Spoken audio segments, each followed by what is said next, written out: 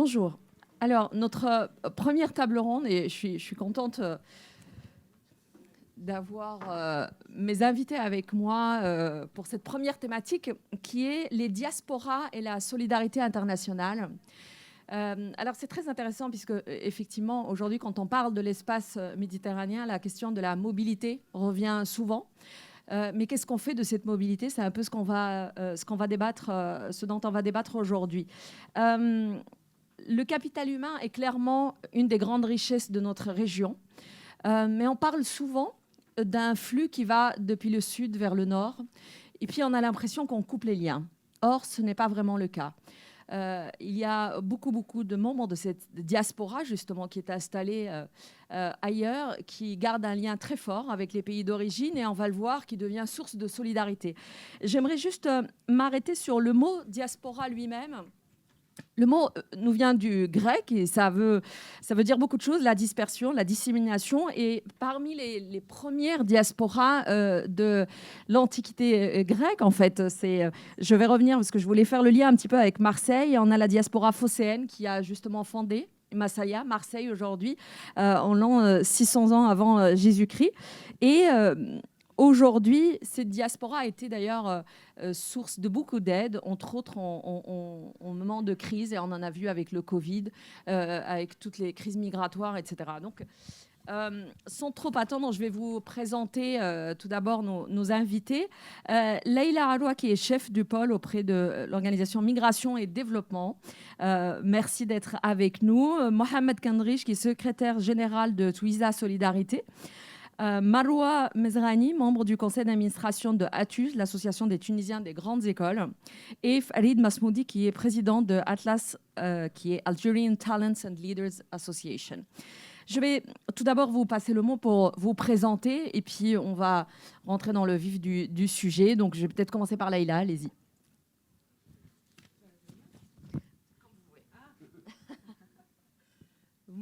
Bonjour à tous. J'ai pas l'impression que le micro... Bonjour. Oui, si. Allez-y. Oui, c'est bon. Non. Bonjour à tous, alors ça fonctionne. Donc Leïla Aroua, alors moi je représente l'association Migration et Développement, qui est une association qui a été créée dans les années 80. À l'époque, on disait une association créée par des migrants ou par la diaspora, voilà. Donc c'est une association qui a été créée par des migrants installés en France qui souhaitaient pouvoir mener des projets dans leur territoire d'origine.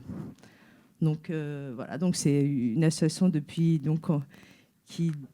intervient depuis les années 80. Donc les premiers projets qui ont pu être élaborés sont faits autour justement de l'électrification, de l'accès à l'eau. C'était les premiers projets. Et puis par la suite, l'association a évolué. Alors, on travaille toujours dans la même région au Maroc, qui est la région du Souss-Massa, et aussi en France aujourd'hui, toujours avec la diaspora.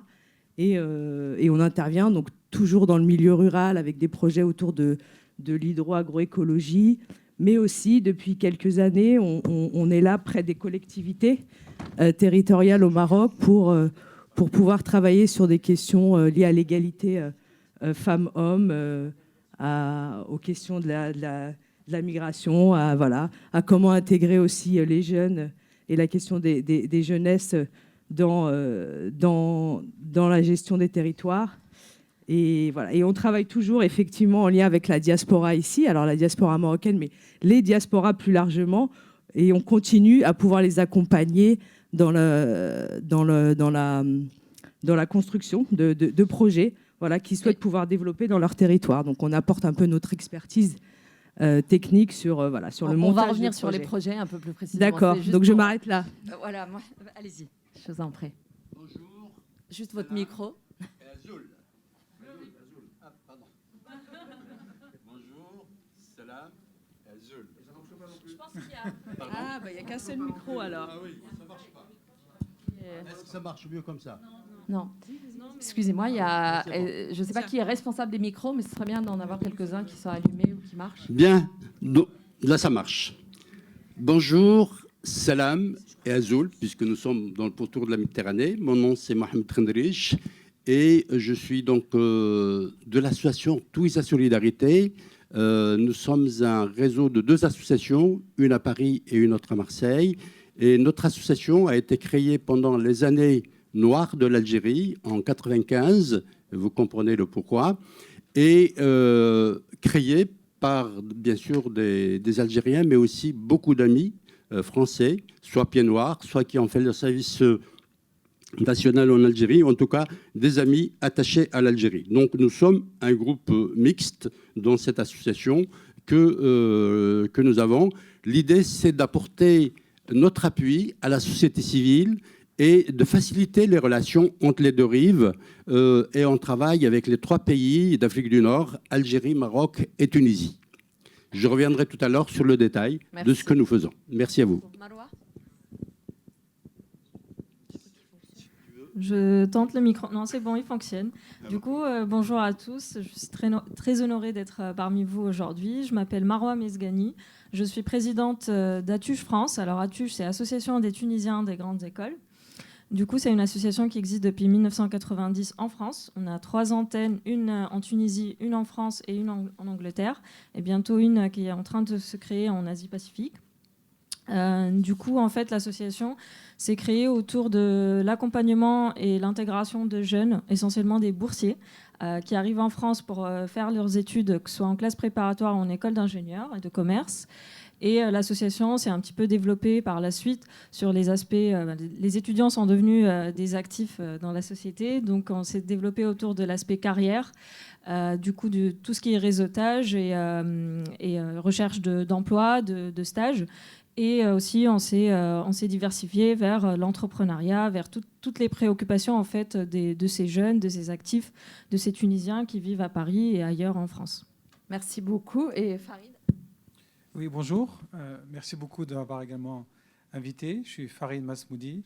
Je suis président de l'association des Algériens, des talents et des leaders d'origine algérienne, un peu comme la TUJ. C'est une association qui a un peu plus d'une dizaine d'années et qui a pour vocation d'accompagner les Algériens dans le monde entier dans la formation de l'excellence et d'essayer d'accompagner, les plus jeunes dans des parcours d'excellence, et 2, d'accompagner également des professionnels dans leur évolution au sein de l'entreprise, et enfin d'essaimer pour les nouvelles générations des projets et des développements personnels. Merci beaucoup. Alors, je voudrais, maintenant qu'on explique un petit peu et qu'on regarde le type de projet que vous faites. Alors, vous avez tous, vous travaillez avec des diasporas un peu différentes et des profils différents. Mais quelle action de solidarité vous privilégiez chacun dans vos organisations? Bon, on va peut-être... Allez-y, Maroua. Okay. Donc, c'est par rapport aux actions de solidarité. Okay. En gros, en fait, l'association, elle s'est diversifiée... on écoute aussi la population qu'on accompagne, qui vient nous voir. Les actions qu'on mène, historiquement, c'était l'accompagnement des jeunes, donc l'intégration, le fait de les accueillir, de leur montrer un petit peu comment ça se passe pour les inscriptions, l'ouverture d'un compte bancaire, même des choses simples, quoi, la recherche de logement pour les étudiants. Le fait d'être boursier aussi, c'est pas une chose facile.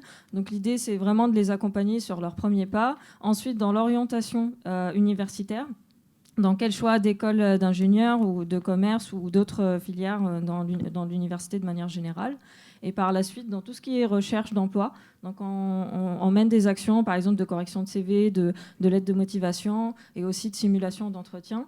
Et on essaie aussi de mener des after-work de réseautage pour que les anciens de l'association ou d'autres personnes qui souhaitent aider ces jeunes viennent et discutent avec eux et leur montrent un petit peu aussi ce qu'ils font.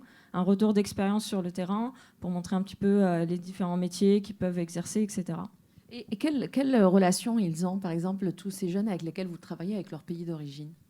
Alors, les relations avec le pays d'origine, initialement, comme vous l'avez dit dans l'introduction, c'est voilà, j'aide un petit peu ma famille, j'envoie un peu d'argent pour ma famille, etc. Aujourd'hui, il y a beaucoup de jeunes qui souhaitent monter un peu leur entreprise et créer un peu leur projet en lien avec la Tunisie. Vraiment, il y a un lien fort avec comment je peux aider mon pays à sortir de cette crise, à développer un marché aussi en Tunisie, à m'investir vraiment réellement dans mon temps, dans mon énergie, mon argent en Tunisie. Et du coup, il y a beaucoup d'initiatives entrepreneuriales. Donc l'association aussi a créé un club entrepreneur depuis 2004. Et depuis 2008, en fait, on organise un concours de création de start-up qui s'appelle Adventure, pour Atuge et Aventure, donc l'aventure entrepreneuriale. Donc ce qu'on fait, en fait, c'est on fait une sorte d'accompagnement sur 2-3 mois de porteurs de projets qui sont en ce qu'on appelle une phase early stage, donc ils sont en début d'idéation, ils ont une idée, mais ils ne savent pas trop comment la développer. Donc on leur fournit en fait un cursus 100% gratuit. C'est du bénévolat, les intervenants sont bénévoles. Et on fait tout ce qui est business plan, business model, comment sorte pitcher. d'incubateur, en fait. Voilà, c'est une sorte d'incubation, mais à échelle associative au sein de la TUJ. Très bien. Mohamed, je voudrais justement vous aussi revenir vers cette notion de solidarité et quelle sorte de lien est-ce que vous avez encore entre cette diaspora et le Maroc, l'Algérie, entre autres, qui sont un peu les terrains sur lesquels vous travaillez. Bien sûr. Tout d'abord, Touisa veut dire dans les pays de l'Afrique du Nord, solidarité, entraide. C'est une pratique ancestrale où les uns et les autres s'entraidaient pour différentes raisons, construire leur maison, pour moissonner, pour labourer, mais aussi une Touisa en faveur des orphelins, des personnes âgées, etc., de manière désintéressée. Et solidarité, vous savez ce que veut dire le mot solidarité ici en France. Voilà. Donc, nous avons couplé les deux termes. Et donc, je vous disais que nous sommes deux associations, Marseille et Paris, et nous partageons les mêmes objectifs, à savoir le renforcement des liens de solidarité et de fraternité entre les deux rives. Et nous avons donc jusque-là travaillé pour le renforcement de la société civile dans les pays donc d'Afrique du Nord, en particulier, bien sûr, l'Algérie. Nous avons développé des projets d'économie sociale et solidaire. Je prendrai un exemple tout à l'heure pour donner justement le détail de cette opération. Nous faisons un plaidoyer pour le développement local durable et la protection de l'environnement, aussi bien donc avec les associations qu'avec les collectivités territoriales. Et nous avons aussi la chance d'avoir accompagné, grâce à la confiance de part et d'autre, des coopérations décentralisées, notamment entre collectivités territoriales d'ici et de là-bas. Et nous participons à des activités. Nous avons développé un programme de formation aussi très important grâce au soutien des collectivités locales de part et d'autre pendant une dizaine d'années. Donc, je vais vous présenter un projet d'économie sociale et solidaire que nous avons réalisé dans une zone de Kabylie. Mais ce projet aussi, on a eu la chance de le dupliquer aussi bien au Maroc qu'en Tunisie. À chaque fois que nous avons la chance de réussir quelque chose, très vite, on a une demande. Donc, bien sûr, nous travaillons avec des associations locales pour entreprendre donc nos projets. Nous partons toujours d'une étude, bien sûr, locale lorsqu'il s'agit, par exemple, de faire un projet de développement, notamment sur plusieurs années. Nous essayons de monter un diagnostic du territoire. Ce projet s'appelle le projet de Tarsabz. Et ce projet de Tarsabz en Kabylie, c'est parti d'une zone qui a été impactée par la construction du barrage. Donc, les populations ont perdu leur terrain, leur maison. Et donc, le contexte de cette zone, c'est une zone de montagne avec beaucoup de difficultés, une faiblesse au niveau des possibilités économiques, un chômage très élevé déjà dans cette région, et puis une région où les jeunes partent malheureusement ailleurs pour trouver du travail. Mais cependant, on avait aussi, à travers l'étude, trouvé qu'il y avait des potentialités, notamment des jeunes qui ont envie de faire des choses chez eux. Et notamment, il y avait aussi des ressources locales qui n'étaient pas suffisamment valorisées. C'est ainsi que donc on a essayé de bâtir avec les autorités locales, notamment les collectivités locales et les associations, un programme qui avait pour objectif de contribuer au développement local durable, l'amélioration des conditions socio-économiques des populations qui sont en situation de précarité, d'encourager la valorisation des potentialités du territoire et de soutenir des activités économiques dans un esprit d'économie sociale et solidaire. C'est donc l'idée, c'était de renforcer les échanges de la Méditerranée, en particulier aussi par les membres de la communauté. Beaucoup de membres de la communauté, mais aussi des Français, se sont mobilisés pour aller sur place, participer à des formations à ces jeunes qui étaient dans le projet. Donc nous avons développé tout un programme de formation sur l'entrepreneuriat pour des porteurs de projets, aussi bien garçons et filles, parce que il ne suffisait pas seulement d'apporter de l'argent, mais nous avons constaté que l'élément formation était primordial, à savoir la formation sur la création et la gestion d'entreprise, des formations techniques. Il ne suffit pas tout simplement de permettre à quelqu'un de faire de l'élevage, mais faudra-t-il l'aider à bien savoir comment élever, s'il doit produire du lait, qu'est-ce qu'il doit donner comme aliment à ses bêtes. Ok. Puisque vous êtes juste sur l'entrepreneuriat, j'aimerais juste poser une petite question et puis je reviendrai un peu vers vous, Farid, justement là-dessus. C'est assez intéressant puisque jusqu'ici, on parle beaucoup, quand on voit la diaspora et la relation avec les pays d'origine, on parle, soit comme disait Malouane au début, c'est j'envoie un petit peu d'argent, j'ai de ma famille. Ensuite, il y a eu un intérêt pour tout ce qui est humanitaire, on va faire des actions humanitaires. Aujourd'hui, j'ai l'impression qu'il y a un shift un peu dans les mentalités, qu'on commence à parler entrepreneuriat, qu'on veut vraiment des actions de développement économique, etc. Et c'est pour ça que je vous passe la parole, puisque vous travaillez avec des talents et des leaders, et je pense que vous êtes un peu dans cet esprit-là avec votre association. Totalement. Et surtout, nous sommes également dans une approche méditerranéenne, puisque nous sommes des générations qui, aujourd'hui, nous n'avons pas de frontières, nous sommes des générations du digital. Et ce que je voudrais partager avec vous, c'est une très forte initiative qu'on a lancée avec des Algériens, des Marocains, des Libyens et des Mauritaniens, qu'on a appelé Maghreb Diaspora Business Angel. Quelle est cette initiative? Cette initiative, en fait, c'est toutes les personnes de la diaspora de ces pays qui sont en Europe ou qui sont aux États-Unis, qui souhaitent participer au développement économique de leur pays et qui souhaitent financer des porteurs de projets qui sont de l'autre côté de la Méditerranée. Et comment nous avons réussi à faire en sorte que tout le monde puisse coopérer ensemble? Nous avons créé cette plateforme dans laquelle nous travaillons avec les incubateurs, qui soient en Algérie, au Maroc, en Tunisie, avec les associations de la diaspora, qui tous ceux qui ont du capital, ou je dirais dire des envies d'investir, ou voire même s'investir eux-mêmes de l'autre côté de la Méditerranée, financent des projets qui sont présentés dans chaque pays à travers des incubateurs. Donc ça, c'est un shift totalement différent, puisqu'il n'existe pas aujourd'hui de plateforme. Même si hier, nous avons eu l'annonce du président de la République pour mettre en place un fonds d'investissement de 100 millions d'euros. Cette initiative, elle a été portée avant tout par la société civile. Et donc, c'est une initiative qui est très forte, puisqu'elle n'est pas du tout, j'ai envie de dire, soutenue dans un premier temps par des pouvoirs publics, mais avant tout soutenue par une volonté de déployer du capital de l'autre côté de la Méditerranée, avec toutes les difficultés que ça engendre. On a un problème en Méditerranée. Tout à l'heure, l'élu parlait d'une ECA ou d'un espace commun. On a un problème de monnaie, puisqu'aujourd'hui, envoyer de l'euro ou essayer de financer un projet dans les 3 pays de la Méditerranée ou dans les 4, il y a un vrai problème d'euro. Il y a un vrai problème d'harmonisation d'un point de vue monétaire. Mais malgré tout ça, il y a des populations qui s'engagent et des populations qui financent des projets. Et je peux vous dire qu'on est très ravis quand on voit, par exemple, en Algérie, on soutient un réseau qui s'appelle Nissa Business Angel, c'est NBA. Ce n'est pas l'NBA américaine, mais ce sont les femmes algériennes. Pareil en Mauritanie et pareil en Libye. Et donc, on est très ravis de s'associer à cette initiative.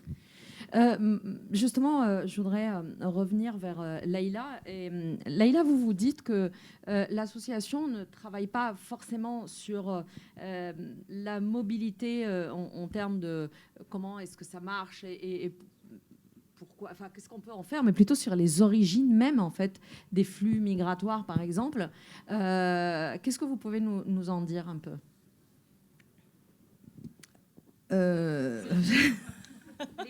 Alors, je vais reformuler un petit peu. C'est dans la présentation de votre association. Hein, c'est que le travail que vous faites sur les causes profondes des mobilités et peut-être justement avec tout ce qui est migrants, etc., pour comprendre un peu les causes et comment est-ce qu'on peut agir là-dessus. ne sais pas si c'est un peu plus clair. Hein, si, non, Ah, mais parce ok. que juste sur les diasporas, je voulais dire, Allez-y. dire Allez-y. quelque chose. Parce que j'avais peur d'avoir inventé quelque chose, mais a priori non. vous avez inventé. Non, juste sur les diasporas, parce qu'on parle beaucoup en fait de l'aspect économique des diasporas, mais en fait, ce qu'il faut savoir, c'est que les diasporas, elles s'organisent depuis tout le temps, et donc les diasporas sont notamment organisées en associations en fait ici en France. Depuis les années 80, grâce à Mitterrand quelque part, il est possible effectivement pour des migrants de créer une association et de gérer cette association. Donc ça a été quelque chose d'important en fait dans ces années-là, parce que du coup effectivement des migrants pouvaient se regrouper et avoir ensemble envie de créer un projet. C'est à ce moment-là aussi qu'on démarrait finalement ces projets dans les territoires d'origine, c'est qu'effectivement ils ont pu se regrouper ensemble, ils ont pu du coup effectivement pouvoir mettre de l'argent ensemble de côté, peut-être des sommes plus importantes, et pouvoir effectivement revenir dans leur pays d'origine et de monter des projets sociaux, en fait, pas simplement... pas simplement. Si, l'économique est très important, mais le social est aussi quelque chose d'important. Effectivement, si on travaille sur l'éducation, sur la santé, c'est quand même aussi des choses qui sont, me semblent importantes pour pouvoir après, justement, évoluer et développer, en fait, développer son territoire. Voilà, je voulais juste dire ça. Après, sur les mobilités ou sur la migration, effectivement, alors nous, on est un acteur qui travaille avec les diasporas et on travaille aussi sur effectivement ce qu'on appellerait les causes des migrations qui sont aujourd'hui multiples. Hein. À l'époque, on disait qu'effectivement, les gens partaient parce qu'ils n'avaient pas de travail, ils ne pouvaient pas... voilà. Il y avait des conflits, etc. Aujourd'hui, on sait qu'il y a les conflits, qu'il y a effectivement l'envie d'aller trouver une situation meilleure ailleurs. Il y a aussi simplement l'envie de voyager et d'aller découvrir ce qui se passe ailleurs et de tenter sa chance quelque part. Donc voilà, on prend, nous, en compte tous ces points-là. Et ce qu'on dit, en fait, finalement, c'est que oui, on va travailler sur certaines causes de migration, comme on le fait là, lié au changement climatique. C'est vrai qu'on on travaille dans une région où il y a un manque d'eau. Hein. S'il y a un manque d'eau, il y a des mobilités normales. Enfin, les gens partent puisqu'il n'y a plus d'emploi. Donc, on travaille, comme je disais, sur tout ce qui est l'hydro-agroécologie, faire en sorte qu'effectivement, sur ces territoires, on puisse quand même vivre et subvenir à ses besoins si on le souhaite et donc y rester. Mais on travaille au-dessus sur tout ce qui est mobilité positive, on appelle ça, je ne sais plus le terme. Voilà, faire en sorte qu'effectivement des jeunes ou moins jeunes puissent venir, par exemple en France, là c'est le cas. Là, si vous voulez, quand vous sortirez, vous pourrez voir sur notre stand, on a accompagné 10 volontaires marocains à venir donc ici, en région PACA, faire un service civique. Voilà, donc ils sont volontaires en service civique. Donc ils viennent du Maroc, hein, voilà, donc c'est 10 jeunes filles et garçons qui sont là pendant 6-8 mois et qui vont travailler au sein de différentes structures ici dans la région PACA, voilà, dans une mission de volontariat. Donc voilà, ça c'est quelque chose qu'on trouve effectivement positif parce que pendant longtemps, nous, en tant qu'association, on avait plein de partenaires et plein de volontaires justement qui venaient de France pour pouvoir mener une mission au Maroc. Et aujourd'hui, on est assez contents, on est assez fiers. Effectivement, on a pu faire venir 10 volontaires ici, marocains, pour faire des missions de solidarité internationale voilà, sur le territoire français. Donc voilà, donc on essaye effectivement quand on parle des migrations, de dire oui, il y a les causes qu'on connaît là, le mal-vivre, etc. Mais on essaye toujours d'essayer de pallier justement à toutes les causes et d'offrir la possibilité de se dire aussi que la mobilité, c'est positif. Qu'il faut pouvoir le mettre en avant et que nous, on est là pour essayer d'accompagner ça. Je ne sais pas si j'ai répondu un peu. Vous avez répondu. Je vais revenir avec vous, Mohamed, puisque vous parliez au début effectivement d'action de solidarité. On parle du social, puis vous avez parlé aussi de l'entrepreneuriat, etc. Est-ce que vous avez senti, vous, dans les actions que vous faites et même l'intérêt en fait, des populations avec lesquelles vous travaillez à ce shift dont je parlais tout à l'heure sur quel type d'action mener dans les pays d'origine? Est-ce que ça a changé avec le temps? Alors, bien sûr que... N'oubliez pas juste votre micro. Bien sûr que c'est extrêmement important d'être à l'écoute. Je vous disais tout à l'heure que nous, avant d'amorcer des projets comme ça qui durent 3 ans et plus, il y a une étude qui est faite sur place avec la participation des autorités locales, notamment les communes, l'Assemblée populaire de Wilaya, l'université, de façon à identifier réellement les besoins et comment répondre à ces besoins-là.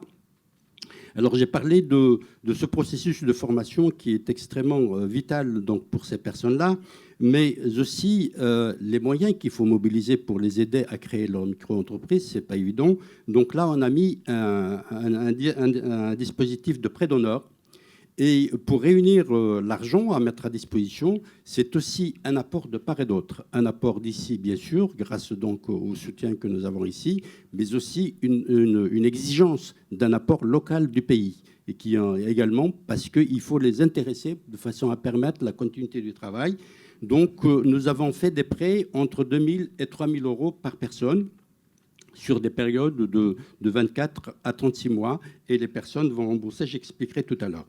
Nous avons aussi, à travers ce projet, et c'est extrêmement important, la procédure, la démarche, pratiqué une démarche pluriacteur par la mobilisation et l'implication, comme je le disais, des autorités locales, des associations locales, de l'université, tous les acteurs qui peuvent participer, la Chambre de l'artisanat et des métiers, la Chambre de l'agriculture, qui ont participé avec nous. Et puis, ça a permis aussi d'ouvrir des pistes pour des personnes qui sont dynamiques à leur organiser des voyages d'études, soit à l'intérieur du pays, même aussi à les amener ici, voir des expériences. Et ça a été ces missions de partage extrêmement intéressantes, mais aussi des personnes qui sont parties d'ici et qui ont apporté un savoir-faire, par exemple, sur cette nécessité de développer les produits du terroir. Comment valoriser les produits du terroir ? Beaucoup, par exemple, sur l'huile d'olive, que les gens ne savaient pas très bien. Ils produisaient de l'huile, etc. Mais comment la mettre davantage en valeur ? Et ça a été extrêmement intéressant pour cette population. La nécessité de mettre en place un dispositif, par exemple, du tourisme solidaire. On a commencé dans les années, justement, les années 70, à parler du tourisme solidaire et plusieurs ont créé des chambres d'hôtes et ont mis en valeur le patrimoine. Donc, c'est toutes ces idées, à mon avis, grâce justement à l'apport d'ici, parce qu'ici, il y a une expérience, etc., et de gens qui connaissaient le pays, comment adapter ce savoir-faire sur place. Et donc, tout ce travail a été extrêmement intéressant. Je ne vais pas tarder, je vais conclure. Allez-y. Voilà, ce projet a connu 3 étapes. Une première étape qui a duré 3 ans, 2009-2012, c'était la mise en place du projet, avec ses formations, ses prêts, etc., et des formations. Et nous avons entamé une deuxième phase 2012-2018 qui a été une phase de remboursement des prêts, et ce qui nous a permis de constituer donc un fonds revolving avec cet argent, donc continuer à prêter à d'autres. Toute l'idée, c'était de sensibiliser ces personnes que s'ils remboursaient, ils vont aider un frère, un voisin, une autre personne à côté. Et ça, c'était extrêmement important parce que souvent, quand on emprunte, on pense que c'est une petite somme, donc ce n'est pas utile. Alors que pour former un chef d'entreprise, il faut absolument qu'il se rende compte, qu'il fasse ses comptes et qu'il se situe dans une dynamique, justement, de progression. Et puis, une troisième phase, qui est celle de 2018-2022, pour nous, c'est d'axer sur la valorisation des ressources locales et agroécologiques, parce que compte tenu du changement climatique, une réflexion a été entamée avec les populations, avec les autorités, et un effort considérable a été fait. Je voudrais juste dire que ce mécanisme de financement durable a permis vraiment des résultats extraordinaires, parce que le fait qu'on a sensibilisé les autorités, le fait que les populations ont été extrêmement dynamiques et acteurs de leur vie, ce projet se poursuit aujourd'hui et les autorités continuent d'appuyer, nous aussi de notre côté pour les formations. Je crois que c'est ça qu'il faut absolument développer. C'est la raison pour laquelle ce projet, nous avons eu la chance de dupliquer vers d'autres zones, le nord du Maroc, où on a fait un projet extrêmement important suite à la ville nouvelle de Shrafat qui a été créée, à la zone Renault industrielle dans une zone rurale, etc. Et c'est des projets qui ont extrêmement permis à des populations de zones rurales de s'adapter et d'évoluer, et c'est extrêmement important. Alors, bien sûr, les pratiques qui ont été dans cette région, dans les premiers temps, qui ont été soutenues, c'est l'élevage, à travers donc l'élevage de bovins, de caprins, de volailles, de lapins, apiculture. Mais à partir du lait, l'idée s'est posée, est-ce qu'il vaut mieux le vendre ou le transformer? Ils ont appris à faire du fromage et aujourd'hui, ils ont développé énormément de savoir-faire grâce justement à des praticiens qui sont partis d'ici les former, donc qui produisent du fromage, des bijoutiers qui ont amélioré leur savoir-faire pour adapter aux besoins d'aujourd'hui, dans la couture aussi, beaucoup de production de couture. On a envoyé des formatrices d'ici et qui ont travaillé, qui ont organisé des sessions de formation pendant 1 mois avec la formation professionnelle pour permettre à ces personnes-là d'actualiser leur savoir-faire. Dans le domaine de la poterie, il y a eu une amélioration considérable dans le secteur service. Et ce projet a permis la création de 250 créations de micro-entreprises et il se poursuit encore aujourd'hui. Et les gens, ce que je dois dire, et je conclus là-dessus, notamment les femmes, puisqu'il y a à peu près 55% de femmes qui ont été bénéficiaires du projet. Au cours d'une réunion d'évaluation, elles nous ont dit c'est formidable ce que vous nous avez apporté parce que pour vous, sans doute, vous pensez que l'élément financier est déterminant parce que nous avons des revenus, mais ce qui a été aussi très important pour nous, c'est les sessions de formation, c'est les voyages d'études que vous avez montés. Aujourd'hui, on est reconnus chez nous, dans nos villages, comme actrices de quelque chose. On n'est pas seulement vu comme femme, mais comme actrice. Et nous sommes partie prenante de beaucoup de choses dans notre région. Merci, merci beaucoup Mohamed. Alors, en fait, ça me fait penser à un point qui est quand même très important, c'est l'argent, c'est le nerf de la guerre. On parle beaucoup de la Méditerranée, de belles choses qu'on voudrait faire, etc. Aujourd'hui, vous représentez typiquement toutes ces personnes, ces ressources humaines qui font un pont entre les deux rives de la Méditerranée. Mais est-ce qu'il est facile de financer tout ça? Est-ce qu'aujourd'hui, avec toutes les bonnes intentions des différentes organisations qui existent, internationales qui ont les fonds, est-ce qu'il est facile d'aller chercher de l'argent pour mener à bien ces actions qui sont clairement primordiales? C'est ce qu'on entend en tout cas, parce qu'on le voit à travers votre travail, mais on l'entend aussi de l'autre côté, puisqu'on dit si on n'a que de l'immigration qui vient d'un côté vers l'autre, est-ce qu'on ne peut pas faire des choses sur la rive sud? Mais pour faire des choses, il faut de l'argent. Donc je vous passe la parole. Allez-y, Farid. Depuis qu'on parle d'argent, on s'adresse à moi. Non, je me suis adressé à vous parce que vous avez levé la main, je vous dis ça parce que hier, on m'a présenté comme celui qui a l'argent. Mais c'est bon à savoir. Non, en fait, j'ai beaucoup travaillé sur ce sujet puisque j'ai passé beaucoup de temps dans les banques de développement.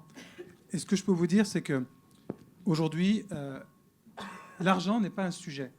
Il y a l'argent existe. Mais la difficulté, et je vais vous dire, c'est pas tant d'aller le chercher, c'est de formuler des bons projets pour que les gens qui ont de l'argent puissent le déployer. Et je peux vous dire, j'ai passé 6 ans dans une banque de développement où quand on avait un projet qui était bon, toutes les banques de développement sautaient dessus. Pardon, mais je vous coupe, mais est-ce qu'on est formé pour formuler un bon projet? On y arrive. Et donc, en fait, ce qui est nécessaire, c'est d'accompagner les porteurs de projets, voire même ceux qui les accompagnent, pour les aider à formuler d'une façon très claire leurs besoins de financement et leurs projets. Et ça, je pense que ce sont des soft skills, donc ce ne sont pas forcément des mêmes qualités. C'est pour ça que les acteurs qu'on voit autour de cette table ronde sont avant tout très indispensables pour accompagner les porteurs de projets et pour qu'ils vont ensuite formuler leurs projets et mobiliser des ressources au niveau local, régional, international, européenne, méditerranéenne. Il existe des partenaires, ce soit la Banque européenne d'investissement, ce soit l'AFD, ce soit les banques de développement. Il y a beaucoup d'argent.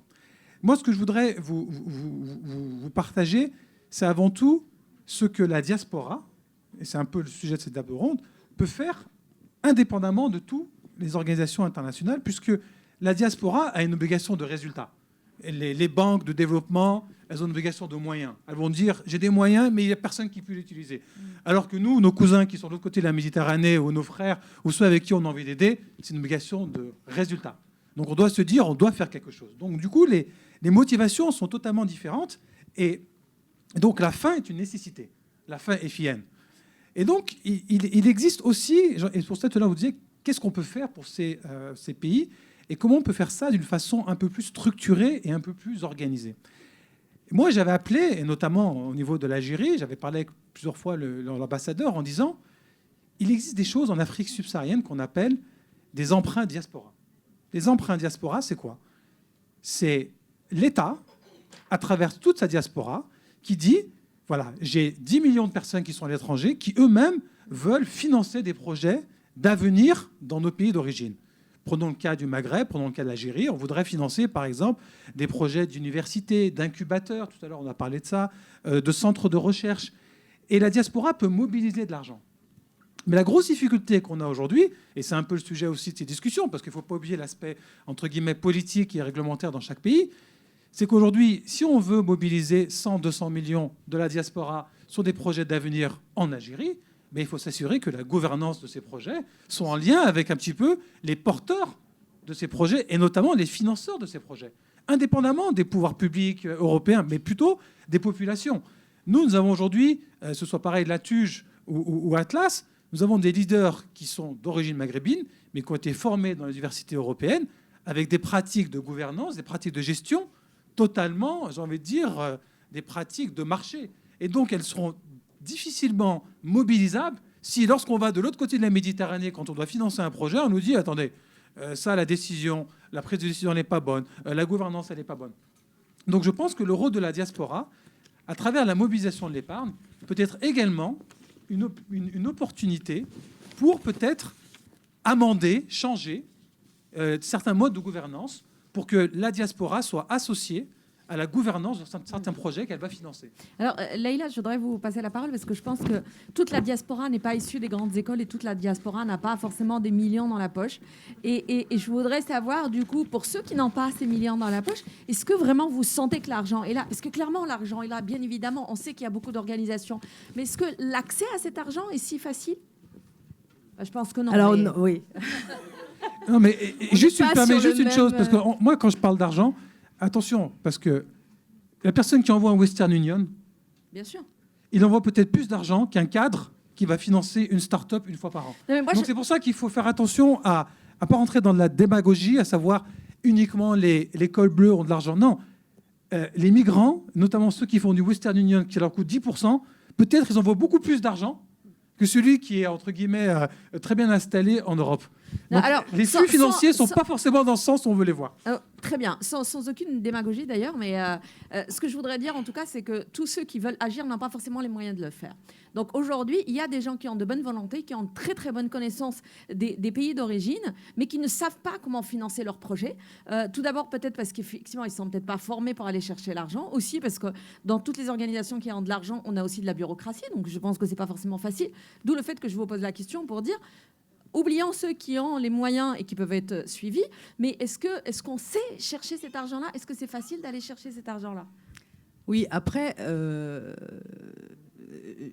en fait, je pense que tout n'est pas finançable. C'est-à-dire qu'effectivement, il y a de l'argent, mais il y a des projets qui, évidemment, peuvent mobiliser plus d'argent, notamment tout ce qui est projet économique. Et c'est pour ça que tout à l'heure, je voulais faire la différence. C'est-à-dire que si effectivement, il y a de l'argent, et hier encore, je crois que c'est Macron qui a proposé 100 millions pour la diaspora, etc., pour développer des projets économiques, d'entrepreneuriat, si effectivement, de ce côté-là, il y a de l'argent, pour d'autres projets, pour d'autres types de projets, quand on parle d'éducation, de social, etc., il y a moins d'argent déjà.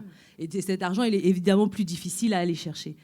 C'est notre cas, c'est-à-dire qu'effectivement, nous, on intervient dans tout ce qui est, on va dire, oui, environnemental, social, etc. Et du coup, oui, c'est plus difficile d'aller chercher de l'argent parce qu'il y en a moins. D'ailleurs, hier, on l'a encore entendu, il y a 3 millions pour la société civile et il y a 100 millions pour tout ce qui est projet économique et diaspora. Donc, effectivement, ça dépend de type de projet qu'on veut mener. Tous les projets n'intéressent pas les financeurs, en gros. Et non, parce que c'est pas la même rentabilité. Enfin bon, mais ça, on n'invente rien, effectivement. C'est-à-dire qu'effectivement, une entreprise va rapporter peut-être vite de l'argent, et c'est pareil pour les membres de la diaspora. Je veux dire, effectivement, si on peut mobiliser beaucoup d'argent pour aller créer une entreprise quelconque au pays, et d'ailleurs, il y a beaucoup de gens qui le font, hein.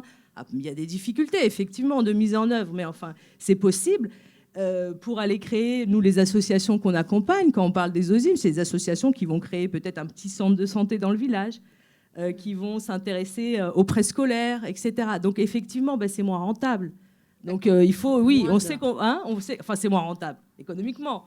Évidemment, c'est rentable à long terme. Ils le font parce qu'ils y croient et parce que, effectivement, c'est un acte de solidarité où on se dit, oui, on va éduquer les plus jeunes plus tôt pour qu'ils puissent effectivement réussir leurs études. Donc, c'est un investissement sur le long terme important. Mais enfin, ce n'est pas quelque chose qui va rapporter de l'argent. Donc, effectivement, ça va être un don, finalement, un don. Donc, ce don des diasporas, nous, on va pouvoir les compléter, effectivement, en répondant à des appels à projets et en se faisant financer une partie, par exemple, du projet. Donc là, on va retrouver comme bailleur connu l'Agence française de développement ou d'autres, voilà, d'autres, l'Union européenne. voilà, et où il n'est pas facile, effectivement, d'avoir de l'argent. Oui, il faut un bon projet, ça c'est une évidence. Sinon, effectivement, ça passe pas. Ça c'est clair. Il faut bien l'écrire, il faut que ce soit bien pensé. Mais de toute façon, il y a assez peu d'argent sur ces domaines-là. Donc, voilà, ça dépend effectivement de quoi on parle. Et de l'argent, dans l'absolu, il y en a, mais voilà, pas pour tout le monde, en tout cas. En fait, il y a aussi, je pense, une problématique de confiance et de comment aussi se structurer, comment unir un petit peu les forces de cette diaspora, parce que je pense qu'il y a aussi des initiatives un petit peu individuelles. Mais il y a une problématique de structuration et de cohésion aussi entre les différentes démarches, les différentes initiatives, que ce soit de la TUJ et d'autres associations, par exemple tunisiennes. Mais aussi, il y a une problématique de confiance dans quoi j'investis et où va partir l'argent derrière, que ce soit par exemple sur des projets en Tunisie ou ailleurs. Je pense qu'il y a aussi cette problématique-là. Et je voulais aussi rebondir sur les initiatives à la TUJ. Par exemple, on essaye de mettre en avant les investissements en Tunisie avec d'autres organismes. Nous aussi, on s'est rapproché de l'ambassade, on s'est rapproché d'autres organismes, des fonds d'investissement en Tunisie pour pouvoir aider vraiment des porteurs de projets entre la France et la Tunisie et même ailleurs. Et aussi le fait quand on a fait un appel à solidarité lors de la crise de Covid-19, par exemple, on a fait deux appels de collecte de fonds et là, les gens répondent présents en fait. Les gens répondent présents parce qu'ils ont envie d'aider.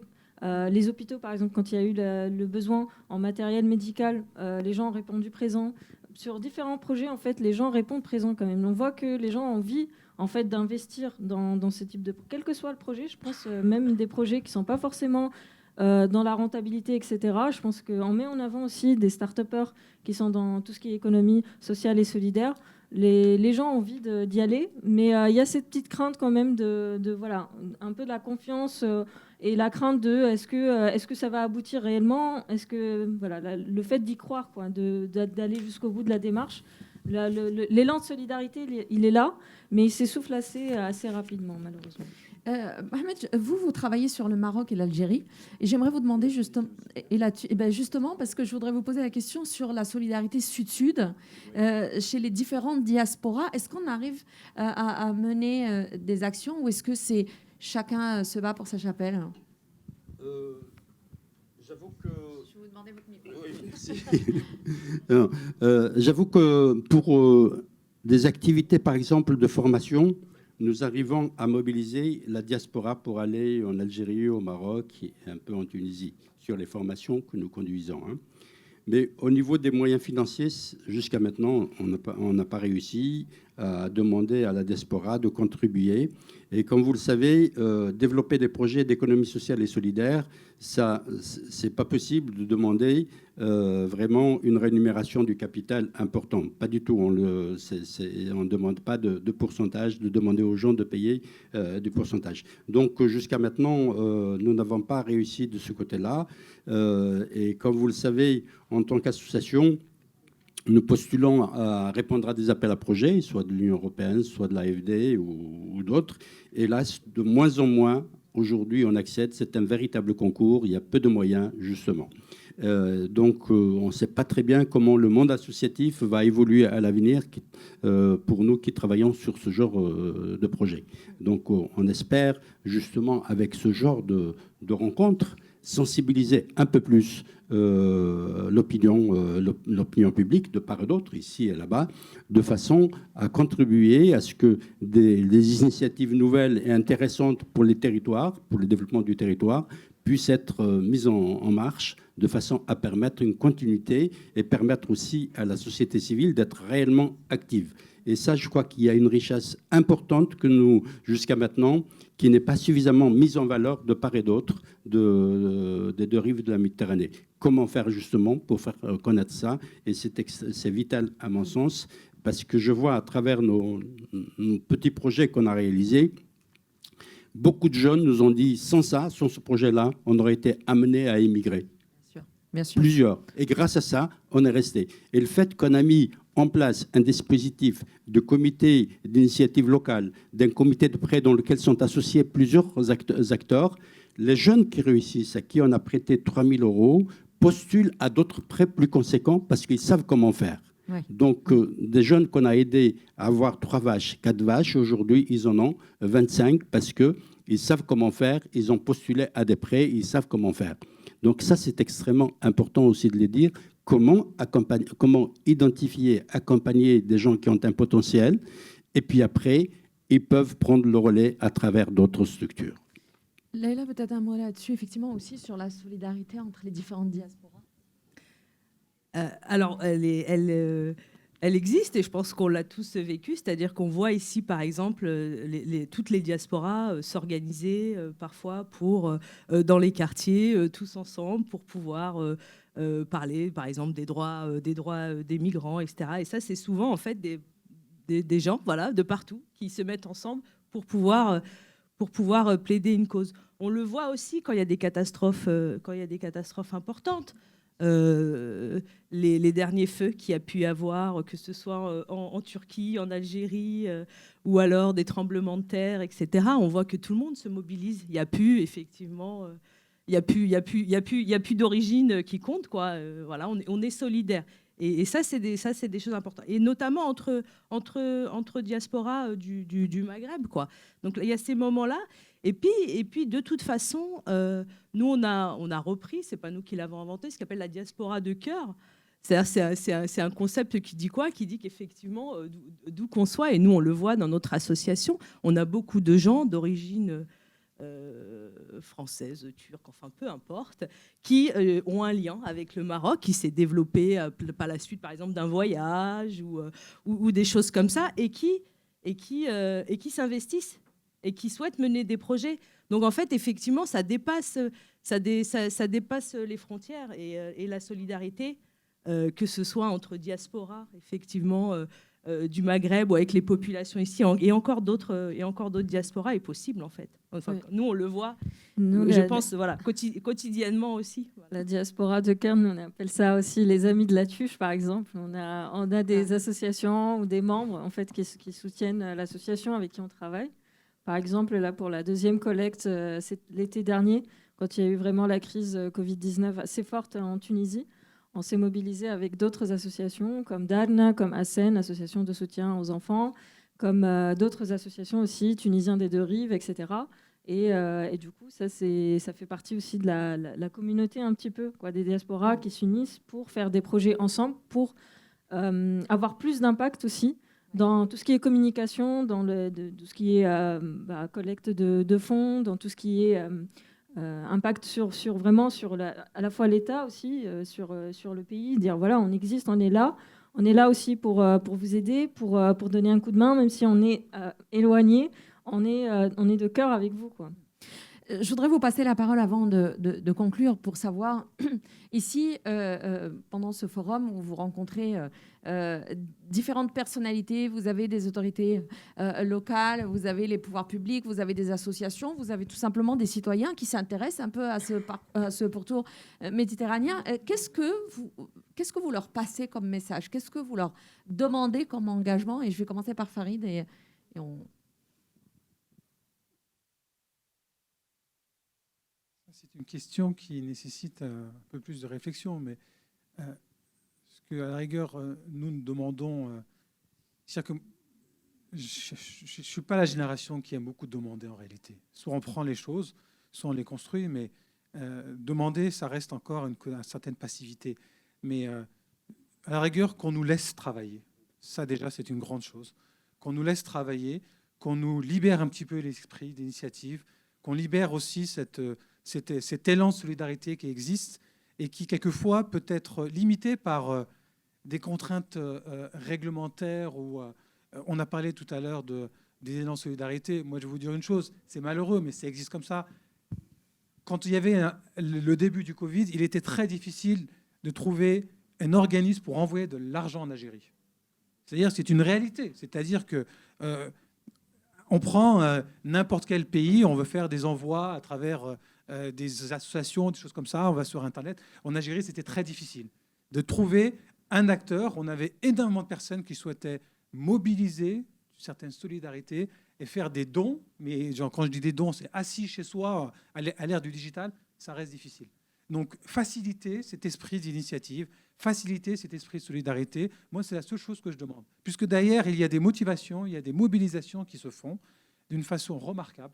Je pense qu'on en a parlé tout à l'heure. Il y a aussi de la solidarité qui se fait entre acteurs du monde méditerranéen. Donc, on nous laisse travailler, qu'on nous laisse cet élan de solidarité, c'est la seule chose que je demanderais. Merci, Falid. Moi, je ne peux qu'être d'accord avec tout ce que tu viens de dire. Je dirais pareil, en fait, il faut faciliter les démarches administratives, les démarches d'envoi d'argent, d'investissement aussi. Des deux côtés, du coup ? Des deux côtés, Ouais, hein. je pense. Des deux côtés. Et aussi, comment dire, ça rapprochait aussi un petit peu de cette diaspora, aller vers elle et comprendre comment on peut l'aider à ce qu'elle puisse aider la Tunisie à travers les initiatives, à travers à la fois les conférences. Nous, on appelle aussi aux personnes de venir parler un petit peu de comment ça se passe dans leur entreprise, dans le quotidien, etc., pour donner un peu aussi de retour d'expérience à ces jeunes. On demande aux personnes de nous aider aussi financièrement sur les activités qu'on fait pour avoir plus d'impact. Par exemple, là, cette année, on va organiser un grand forum de l'entrepreneuriat tunisien à Paris au mois de septembre. Et on aimerait vraiment recenser un petit peu tout ce qui est initiative, start-up tunisienne à Paris, en France et en Tunisie, pour faire le lien et appeler les gens en fait, à voir cette jeunesse, à croire en ces personnes-là qui y croient eux-mêmes à un projet, quoi. Voilà. Leïla ? Alors, nous, on demande pas non plus, mais je crois que surtout, on a à cœur de parler, notamment sur notre stand, de problèmes de mobilité de personnes, en fait.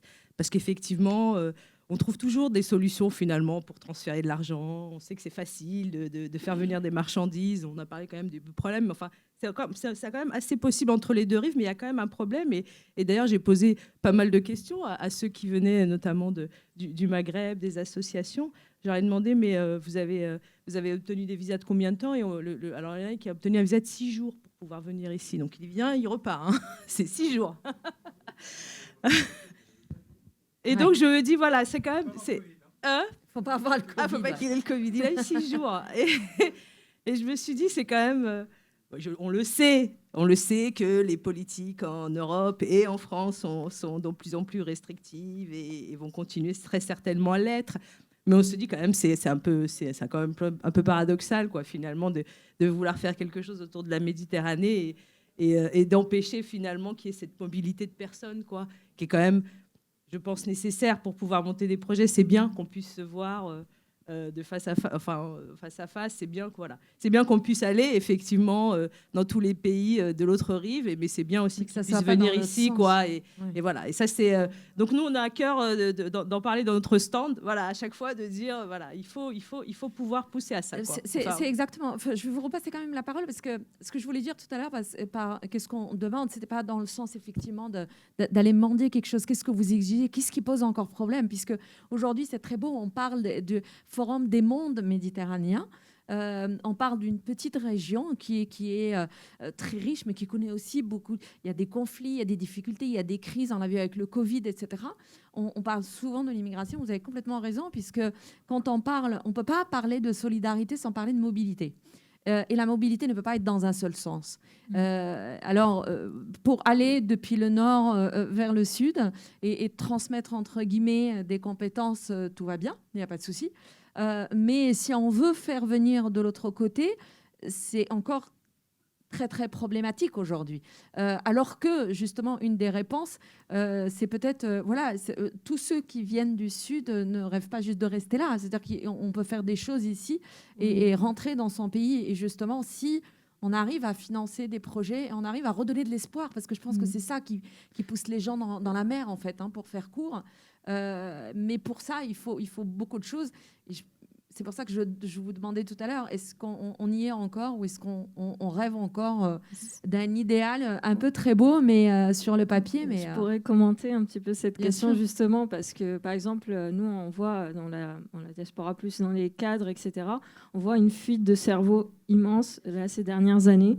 Et notamment, par exemple, il y a quelques jours, j'ai vu le nombre de médecins qui ont réussi le concours d'équivalence et qui vont partir de la Tunisie.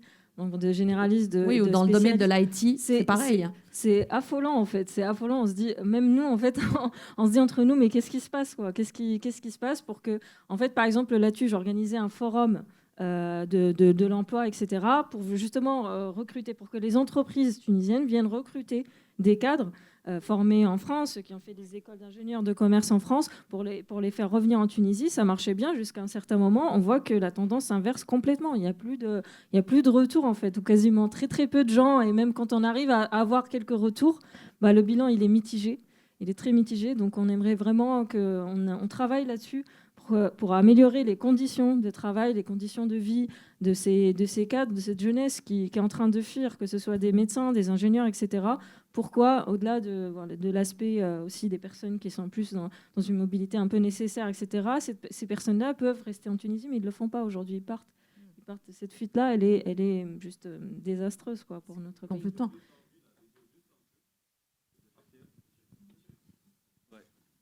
Je voulais juste dire, la question de la mobilité, OK, pour rentrer ici, c'est plus difficile pour les gens qui viennent d'ailleurs parce que nos passes sanitaires ne sont pas reconnus.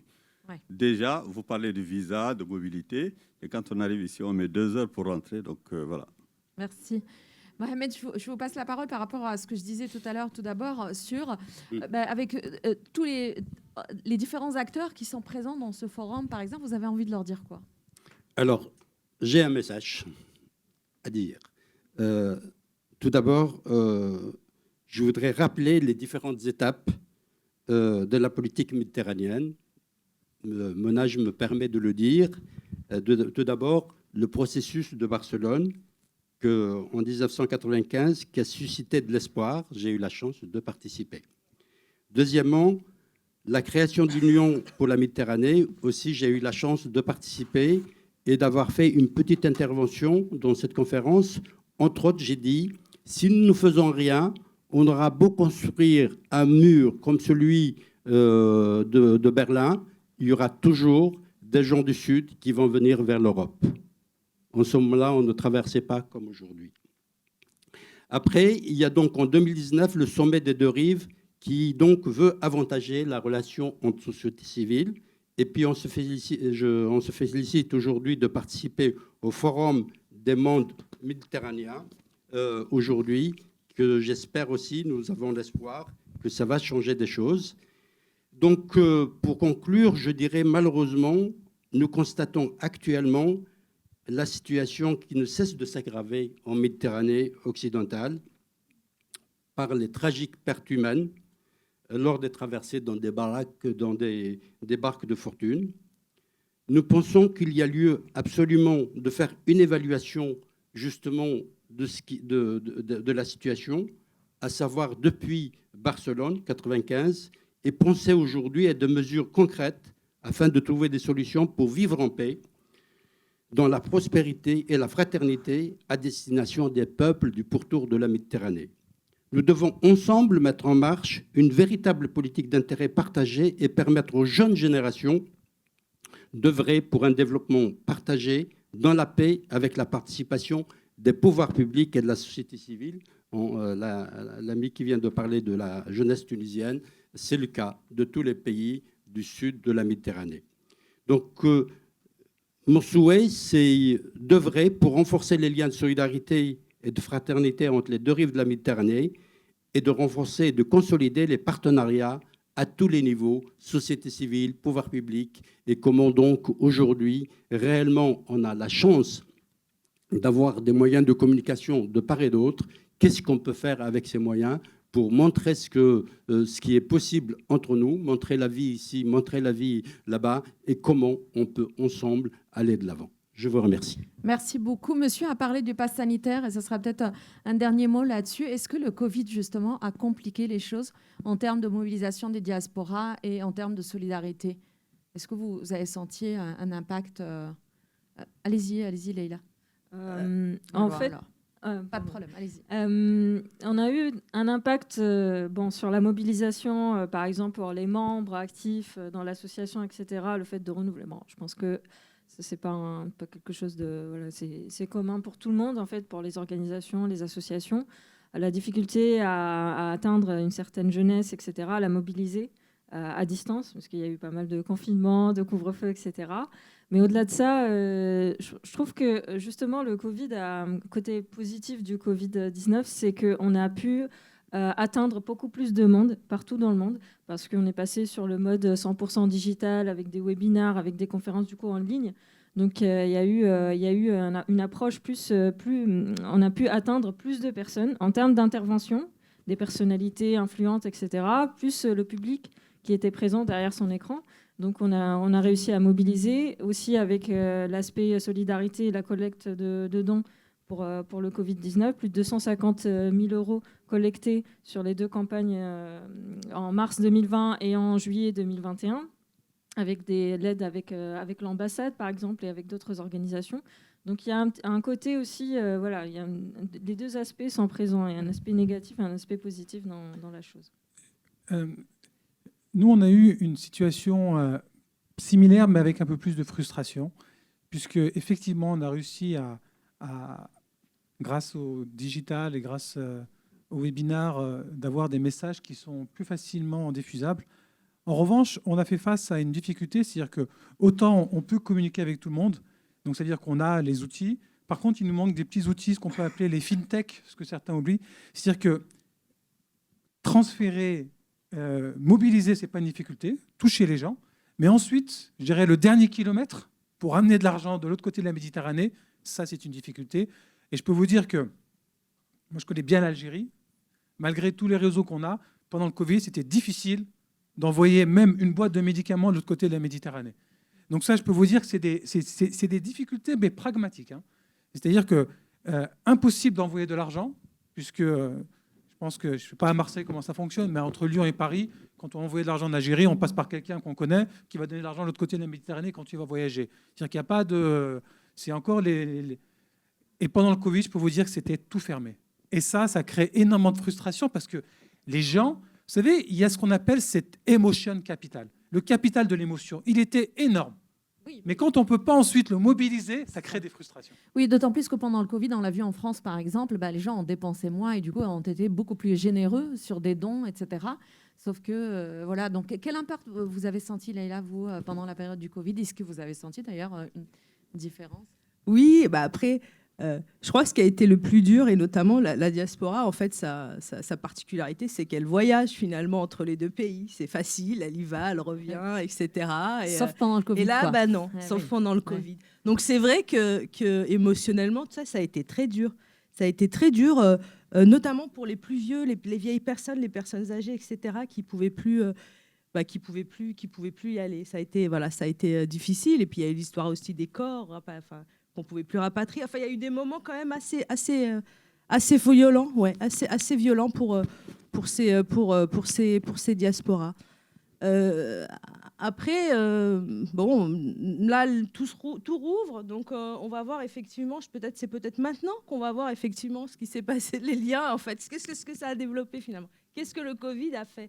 Parce que effectivement, les gens ont essayé de se mobiliser pour pouvoir envoyer de l'argent, pour pouvoir envoyer du matériel, enfin voilà, pour être solidaire comme c'est souvent le cas.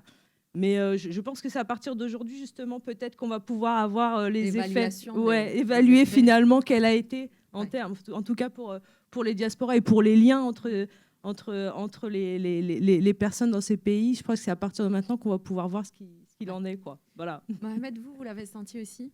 Oui, la situation a été dramatique à plus d'un titre, malheureusement. D'abord, le pays a manqué de concentrateurs d'oxygène à travers le pays. Et là, la communauté s'est mobilisée du mieux qu'elle a pu pour pouvoir faire de son mieux pour alimenter. Grâce à un réseau, on ne trouvait pas en France, on a pu trouver en Chine. C'est le relais aussi d'Algériens qui sont en Chine qui ont fait le travail et ça a pu donc arriver en Algérie. Après, la deuxième situation dramatique, c'est les incendies où donc beaucoup de brûlés, beaucoup de morts, plus de 200 morts et des jeunes qui ont été brûlés. Donc, il fallait leur envoyer des médicaments, etc. La communauté s'est mobilisée, a fait de son mieux pour envoyer. Après, le drame aussi, c'est les frontières qui sont fermées. Difficile de trouver à voyager pour les membres ici qui ont perdu leurs parents là-bas ou rapatrié un corps, etc. Malheureusement, c'est encore fermé aujourd'hui. C'est extrêmement difficile d'obtenir un billet pour entrer en Algérie. Donc voilà, il y a des situations difficiles à comprendre et à vivre de part à d'autre. Heureusement qu'il y a le téléphone qui facilite les liens. Mais sinon... Jusqu'à maintenant, en tout cas, voilà. vous avez raison. Sinon, parce que sinon la situation est extrêmement difficile pour les uns et les autres, aussi bien ceux qui vivent ici que ceux qui sont là-bas. Vous avez complètement raison, parce qu'avant, on pensait juste au visa et au billet d'avion. Maintenant, il y a le pass vaccinal aussi. Et Oui, même si hélas, vous êtes vacciné, hélas, oui. il faut être sûr d'avoir le bon. Je regarde en même temps le temps. J'ai exactement 3 minutes et j'aimerais juste peut-être prendre deux remarques. Allez-y, je vous en prie. Vous vouliez dire quelque chose? Ben, on va prendre en fait 2 interventions. Donc, vous pouvez prendre la...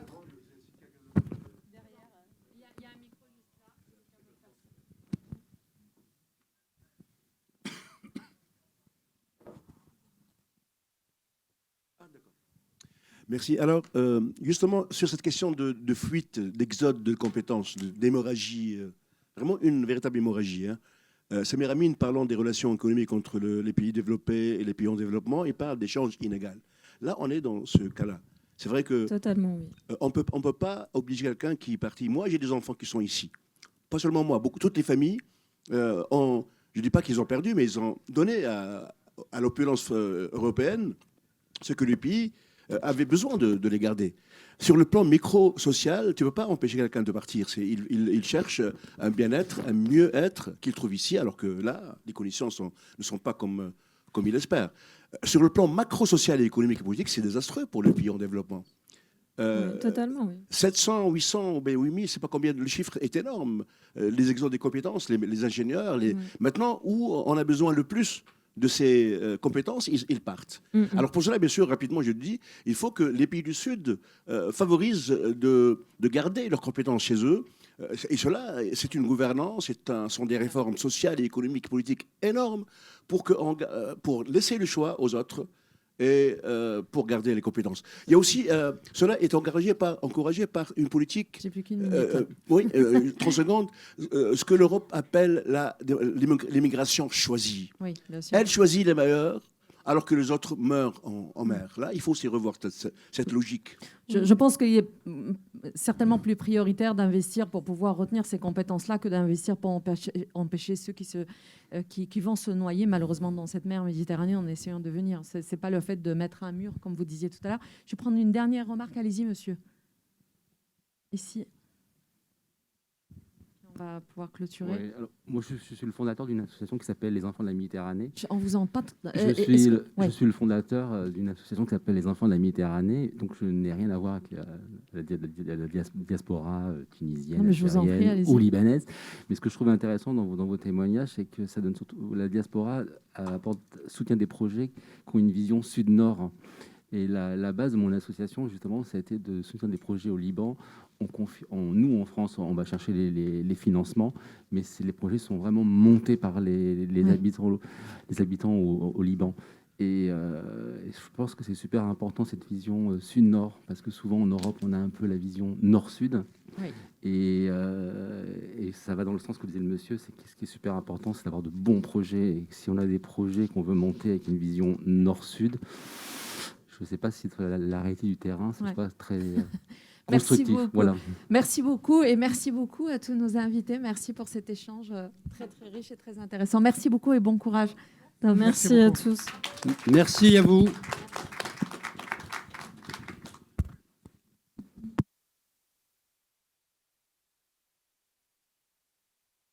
Et les droits des femmes, je pense que ça promet d'être tout aussi intéressant.